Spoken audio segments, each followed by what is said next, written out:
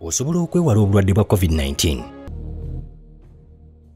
Baby. Ekyo kyokoze kikyamu. Ate nkoze eki? Omuntu yenna ng'afudde yonna gy'afudde oba ku mulimu bw'akomawo awaka teyeetaaga kusanyukira baana na kubakwatako nga tannanaaba mu ngalo. Eyinza omuntu atalina wenkutte? Toyinza kumanya gy'ovudde katira bw'omwana akwata mu nnyindo akukutteko.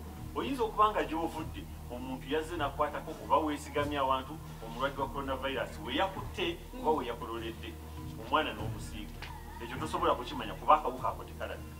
Kiba kituufu singa omuntu ava gy'afudde n'ayingira mu nnyumba n'agenda mu kisenge n'aggyamu engoye n'anaaba n'alyoka ajja n'akwata ku baana, awo ayinza okuba ng'atangidde obuwuka bwa coronavirus. Naye bw'oba okwatako nga tonnaba oyinza okubasinga obwongo toyinza kumanya oba obadde nabo. Olwo bwe nnaaba engalo zokka nga sikyusizza ngoye. Kyalibadde kirungi bw'oba okomyewo waka engoye zonna ozigye kuba akawuka ako ne ku ngoye kakwatako ne kabeeramu.